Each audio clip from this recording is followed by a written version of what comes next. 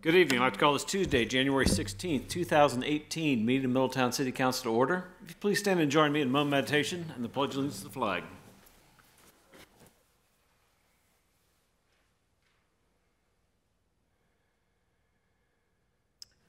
Amen. I pledge allegiance to the flag of the United States of America and to the republic for which it stands, one nation, under God, indivisible, with liberty and justice for all. Ms. Skank, would you call the roll, please? Ms. Vittori. Here. Mr. Bohannon. Here. Mr. Moon. Here. Mr. Mulligan. Here. Mayor Mulligan. Here. All right, before we get started with our citizens' comments, I want to make a couple of presentations. I'd like to invite Steve Schreck down from Garden Manor to receive a special proclamation.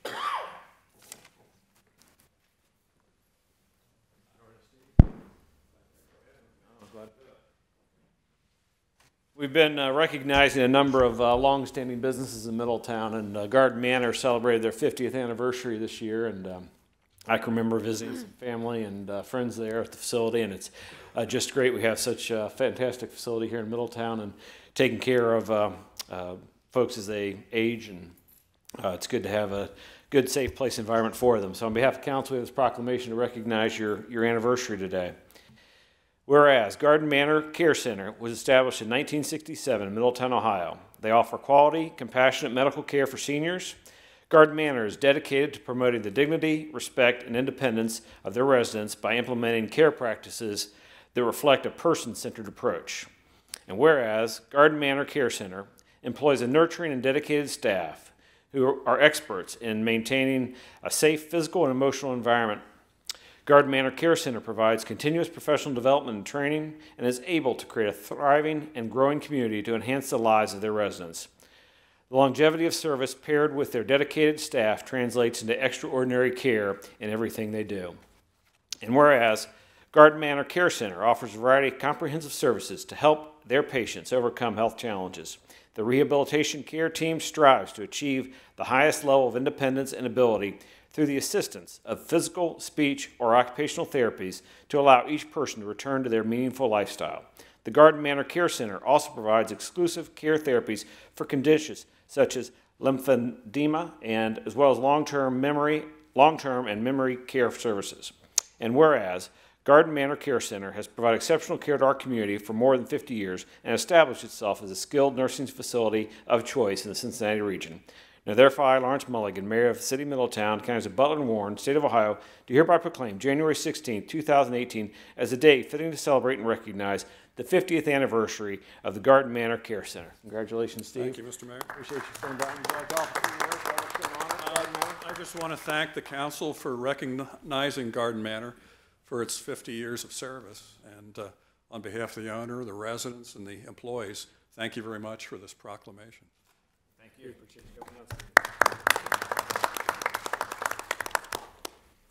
Next, I'd like to invite Jason Karasek from Precision Strip down. Good evening, Jason. I haven't been to Precision Strip, but it's an impressive facility as I've driven by it. It's certainly great to see the great things going on there. And they're celebrating their 40th anniversary, and certainly want to recognize that, that occasion. Whereas Precision Strip was founded in 1977 in Minster, Ohio, the exceptional customer service and commitment to providing a quality product by their early associates led to an ever-increasing demand for their services, and the company quickly began a growth pattern that has never stopped. Over the past 40 years, they have grown to 12 locations throughout Ohio, Michigan, Indiana, Kentucky, Tennessee, and Alabama. Each plant is strategically located to provide just-in-time warehousing and delivery service to the automotive, appliance, industrial products, and beverage can industries. And whereas Precision Strip has earned the reputation for being the world's premier toll processor, they provide the most diverse array of services in the industry, continually advance technologically, and make a commitment to partnering with their customer for mutual success. The long tenure of their associates, as well as the lengthy customer relationships they have established, speak to the company's values and commitment to people. And whereas Precision Strip strives to do the exceptional, in addition to their core business of slitting, they provide oscillate slitting, multi-bank, cut-to-length processing, specialty blanketing, laser blanketing, leveling, edge conditioning, and coil-to-coil perforating. They also provide full inspection of material for surface quality, including critical inspection of Class A automotive. Metals processed include carbon and stainless steel, aluminum, and copper. And whereas the Middletown location was established in 1977, and over the last 20 years, Precision Strip has provided steady and gainful employment to many of our residents, and therefore has been an important factor in Middletown area's economy and continued vitality. Now therefore, I, Lawrence Mulligan, Mayor of the City of Middletown, Counties of Butler and Warren, State of Ohio, do hereby proclaim January 16, 2018 as a day fitting to celebrate and recognize the 40th anniversary of Precision Strip. Congratulations, Jason. Thanks for coming down. Would you like to share an update with us? Yeah, so myself, I'm just coming back from a 3-year stint in Michigan, so I went to Detroit to start up a new plant for Precision. But now I'm back. I missed Middletown. It was my roots here, so. As far as the plant, we try our best to locally hire. We support the city as we can. We're heavily involved with the Chamber of Commerce, so just like to thank the council for recognizing Precision Strip, and we appreciate it. Thank you for your commitment and investment in Middletown. Thank you. All right, and I've received one comment card this evening. I'd like to invite Ms. Dora Bronston down. Good evening. If we get your name and address for the record, please. Dora Bronston, 4817 Earl Avenue. Most of you know that we had wonderful activities over the weekend for Martin Luther King Day. I know some of the councilmen were there, and we had a great time with the gala as well as the Ministerial Alliance program. And today is considered the National Day of Racial Healing, which extends the MLK activities. And we all know that the MLK service to our country, to our cities, is not for one day. It's not just one weekend. It's a lifelong concept or spirit that we live. And so there were some highlights in here, and I wanted to kind of give you the who, what, when, where, how, and why. So the W.K. Kellogg Foundation has an initiative called the Truth, Racial Healing, and Transformation, and that includes the National Day of Racial Healing, January 16th. It's always the Tuesday following MLK's birthday, and this is the second year. The where is across the United States to acknowledge the deep and ongoing pain caused by racism and to inspire collective action to address it. The how is formally recognize this day through our city commission meetings, through our boards and commissions, through our church activities and other events. You can find a website here that gives you all kinds of posters. There's also a dialogue, kind of a guide to have conversations. And the where is across the United States, across our nation, and it's a national organization that's looking at our nation so that we can transform it by being honest, truthful, transparent. And so I thought I'd mention that today. I'm in a healing process myself, so as you're assigned to your boards and commissions, please, my plea is that each of you make sure that all of the members of those boards do not have invested profit in any of the activities that are going on. My healing with this city is happening right now as I'm speaking. We've done great things in this community together. I'd like to honor Doug Atkins as our city manager for a lot of events that have occurred out of greatness and out of correction. One of those was when I initiated the Purple Heart City for Middletown. Doug took action with the staff and made it happen. When we had a problem at the Barnett Stadium Park, Doug took action and corrected that and fixed it. And now we have our annual fireworks. So in my healing process, I want to thank you, Doug, for everything you've done here in the city and the staff, because we are to give honor to whom honor is due. And so with that being said, we all have to be examples of the people who are living this healing process. And it can only be done individually, one by one. And so hopefully that's a charge that I'm giving you tonight as I move forward, and I will be here to support you. As a matter of fact, with the Parks and Recs, Councilman Mulligan, Mr. Mullins and I are working on some things that will help you, if it's you, on the Parks and Recs Board, and you know who I mean. And so I'm here to help, and healing has to occur. Thank you. Thank you. Appreciate you coming down this evening. All right, with that, we can move on to our city manager reports. Mr. Atkins? Good evening, excuse me, Mayor and City Council. I'm fighting a cold, so I'm also working to keep my voice going. The only thing I really wanted to cover tonight was just a quick update on the snow over the weekend. We normally do not get complaints. This is one weekend we did get 3 or 4 that came at least up to my level. We had an interesting mix of things this weekend. We had bands of snow and then really cold temperatures. So the salt didn't work as well as it normally would. And our philosophy has always been keep the main roads open first for public safety so our fire and police can get where they need to go. And so what happened was they were working 12 to 16-hour shifts, but we'd get a band of snow cleaned away, and 3 hours later, another inch of snow would come down. They'd go back out on the main drags. And the result of that was we got to Saturday and Sunday, and people were getting a little aggravated that we hadn't been back in the residential areas, and that's true. I think everything's caught up now. I wanted to let you know that that is how we do. Anytime you've got complaints, please forward them to me. We are sensitive to them, and I know at least a couple of the areas that I got a complaint on, we did redirect a plow out within an hour or so and try to get those streets back done again. It was one of those odd situations where between the bands of snow and the cold temperatures that the salt got going, we were not as efficient as sometimes we are. So I wanted to give you an update on that. Again, anytime you've got a complaint on anything like that, please forward it to us, and we'll do our best to address it as quickly as possible. And that's all I have, Your Honor. All right. Thank you very much, Mr. Atkins. That brings us to our consent agenda. Ms. Skank?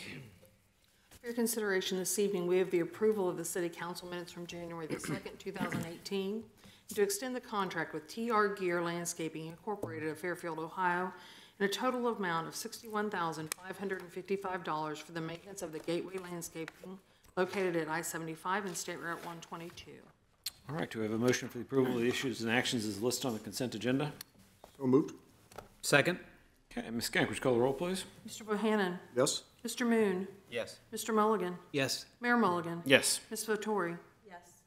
All right. Brings us to council comments. Start with Mr. Mulligan this evening. Thank you, Your Honor. I had the opportunity to represent City Council, or help represent City Council at the Saturday night gala for the Luella Thompson Dream Center, the Feed the Hungry project, and I joined that organization in congratulating several native Middletonians who have left our city and gone on to do great things, but it was a good reminder of the great base that they had here in Middletown City Schools and the great community that they grew up in. And they also honored several local businesses. And on Sunday, the Ministerial Alliance, I thank them for organizing the MLK event at First Presbyterian Church. And I offer my congratulations to Dave and Carol Schul and Monica and Marla Marsh, who are recognized for their volunteerism in our community. Thank you. Thank you, Mr. Bohannon. Nothing this evening, thank you. All right. Ms. Vittori? I wanted to let everyone know that the Middletown Visitors Bureau is back up and alive on Facebook. So the organization has, as many of you know, spent the last 6 to 9 months getting reorganized, getting their mission together, and they've just relaunched their Facebook page. So please check it out and like it. It is Middletown VB if you go on Facebook, and they'll be working together with the city and other organizations so that we can do a really good job of making sure that we have one place to share all the great events happening in Middletown. So please visit and share and like that page. Thank you. Okay. Mr. Moon? Yes, thank you. I just had a few items. I also, as well as Mr. Mulligan, wanted to thank the Ministerial Alliance for everything they did this weekend, putting on the Martin Luther King Jr. Remembrance. It's certainly a good weekend to remember the ways in which our world and our community has improved, but in the many ways that we fall short of the dream, and we still need to strive for that. Wanted to mention the Chamber of Commerce annual meeting this coming, I believe it's next Thursday, January 21st, out at the Racino. And then I just wanted to thank Precision Strip and Garden Manor for their investment in the community and all they've done supporting our residents. That's all I have. Okay. Thank you. I'll just reiterate those comments on the Martin Luther King Day activities. We had a lot of organizations involved in that. The Atrium Medical Center was involved. Unfortunately, I think the snow got in the way of that. Even best laid plans sometimes this time of year. Just never know what you're going to get. But One thing that wasn't mentioned, we had some great orators from the high school that came out. One was a middle schooler, but 3 very good presentations, very well done, very well thought out from our youth, which was very, very impressive. I think really touched a lot of the adults that were present. And then, of course, the choirs that performed, some very talented youth choirs that was really exciting to see and fun to see. They really brought a lot of energy to it and exciting time. So my congratulations and kudos to the organizers of all that. Made for a good weekend, and maybe next year the weather won't be quite so bad, but just never know here in January. But certainly some good stuff going on here in Middletown. And with that, Ms. Fox, we can move to our legislation for this evening. Good evening, Mr. Mayor. There are 3 items of legislation on tonight's agenda. Of those, 2 items are emergency legislation. Therefore, we will need a motion to waive the charter provision requiring 2 separate readings as to the following. The first is resolution number R 2018-2, and the second is ordinance number O 2018-01. I move to waive the charter provision requiring readings on 2 separate days and declare resolution number R 2018-02 and ordinance O 2018-01 an emergency measure and read one time only. Second. Okay, thank you. Ms. Gank, would you call the roll, please? Mr. Moon? Yes. Mr. Mulligan? Yes. Mayor Mulligan? Yes. Mr. Bohannon? Yes. Ms. Vettori? Yes. First up this evening is resolution number R 2018-01. It's a resolution authorizing the city manager to accept and receive aviation grant funding from the Ohio Department of Transportation for the Airport Master Plan. This is the second reading and is ready for action this evening. All right, do we have a motion to adopt? So moved. Second? Okay, we had a presentation and discussion on this last time. Any other questions or comments? Ms. Gank, would you call the roll, please? Mr. Mulligan? Yes. Mayor Mulligan? Yes. Ms. Vettori? Yes. Mr. Bohannon? Yes. Mr. Moon? Yes. Next is resolution number R 2018-2. This is a resolution requesting the auditor of Butler County to advance to the treasurer of the city of Middletown, Ohio, taxes assessed and collected for and on behalf of the city of Middletown and declaring an emergency. Okay, do we have a motion to adopt? So moved. Second? Okay, Mr. Atkins? Yes, Your Honor. Butler County collects property taxes on behalf of the city each year. They are paid to us in 2 installments during the year. The city has the option to pass a resolution requesting advance payment of the property taxes, which of course gives us access to the money earlier for other projects. This is a resolution that we pass every year. They do have the first advance ready in February. By passing this by emergency tonight, that will give us access to the money that's there and waiting. Very good. Any questions or comments? All right, Ms. Gank, would you call the roll, please? Mayor Mulligan? Yes. Ms. Vettori? Yes. Mr. Bohannon? Yes. Mr. Moon? Yes. Mr. Mulligan? Yes. Last we have this evening ordinance number O 2018-01. This is an ordinance amending certain sections of Chapter 891 of the Codified Ordinances and declaring an emergency. Okay, do we have a motion to adopt? So moved. Second? Yeah, Mr. Atkins? Yes, Your Honor. As has been no secret, over the last couple of years, they've been trying to amend the tax laws in the state of Ohio. They ran into a preliminary injunction now, and we have to pass this resolution to alter our tax ability to levy taxes to conform with current state law until they change it again. If we do not pass it, we will not be in compliance with the ORC, and we will be unable to levy income or withholding tax. So we're going to ask for your indulgence to move this forward. Certainly. Any questions or comments from council? I just have a quick question, and Mr. Atkins, I'm sorry for asking you on the fly. Do we have any idea what sort of impact on local revenues that this state change is going to have, if any? The answer is it depends on what ends up coming. I mean, they keep changing, and then they get a preliminary injunction, and then which provisions end up getting going. We do have some information that we forwarded on to Councilman Mulligan that I can resend out. I think some of you saw it earlier. Centralized collection, we do have some preliminary estimates on what that would do to us. I can send that out to everybody, but it really depends on what the courts end up doing with it, and then the legislator does in response to whatever the courts do to it. Thank you. Okay, any questions for Mr. Atkins? Okay, Ms. Gank, would you call the roll, please? Ms. Vettori? Yes. Mr. Bohannon? Yes. Mr. Moon? Yes. Mr. Mulligan? Yes. Mayor Mulligan? Yes. And Your Honor, that concludes our legislation for this evening. All right, thank you very much. Our last item this evening is executive session. So I'll read these motions in a minute here, the thing, but we'll be in recess after our executive session until our council retreat for this Saturday at Houston Woods on the 20th, starting at 9 a.m. That's correct. And then our next council meeting will be February 6th in these chambers at 5:30. So I need a motion under a few different ordinances here. Under the authority of Ohio Revised Code 121.22 G1 to consider the appointment of a public employee or official, and under authority of Ohio Revised Code 121.22 G2 to consider the purchase of property for public purposes or for the sale of property at competitive bidding if premature disclosure of information would give an unfair or competitive bargaining advantage, and under the authority of Ohio Revised Code 121.22 G8 to consider the confidential information related to the marketing plan, specific business strategy, production techniques, trade secrets, or personal financial statements of an applicant for economic development assistance or to negotiations with other political subdivisions respecting requests for economic development assistance, provided that both of the following conditions apply. 1, the information is directly related to a request for economic development assistance that is to be provided or administered under any provision of Chapter 715, 725, 1724, or 1728, or Section 701.07, 3735.67 to 3735.70,